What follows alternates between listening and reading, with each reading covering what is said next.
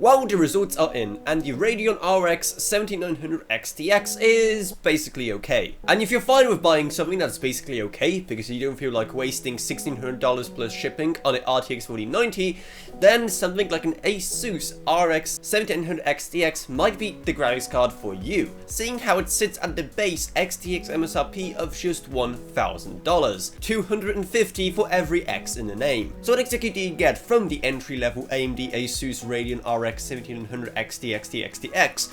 Well, not much, because it is pretty much just a reference card with the ASUS logo slapped on it, with many companies utilizing pretty much the exact same card, but with just a different company logo on top of the box. So this ASUS card is pretty much the same as several other. Same heatsink design, same performance, same everything, and that can be both good and bad. For example, this card has no factory overclock. It has the exact same boost clocks as the reference XTX, because again, it pretty much is the reference XTX. Though that also means that the card itself is also reasonably sized, seeing how it is a dual slot card that is absolutely dwarfed by the likes of the RTX 4090. So that means that while you do have some headroom to manually overclock this thing, it's definitely not a card intended for super hardcore manual overclocking if you want to get more than just the base performance out of it. So whatever, that's still fine, and for the price, it's all excusable.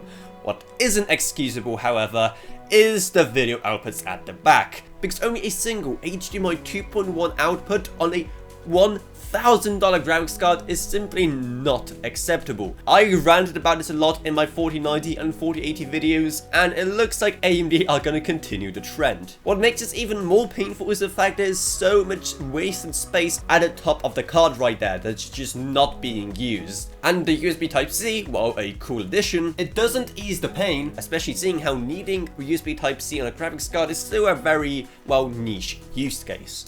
So, if you really just want the basic Radeon RX 7900 XTX experience, then I guess this is something you can go for, and it's sold out already. Well then, this video was pointless, but what isn't pointless, however, is our Patreon, because, well, YouTube really doesn't pay us a lot, so support from people like you truly goes a long way in supporting the tech journalism we do here, while you get awesome perks as well. I'd also like to thank my existing patrons, Gavin Burns, Ryan, LKB, Justin Rage, Ella Vroniak, Bartosz Welcome, Max Sumner, Shane Allcroft, Lansby, and Jesse Hardman. Thank you guys so much, support truly goes a long way. Down there you're going to find our merch store, our Discord server, and our social media links as well. But anyway, that's it. So I hope you enjoyed this video. If you did, then remember to subscribe, like, whatever, and I'll see you all in whatever I make next. Goodbye everyone. Cured. Bye.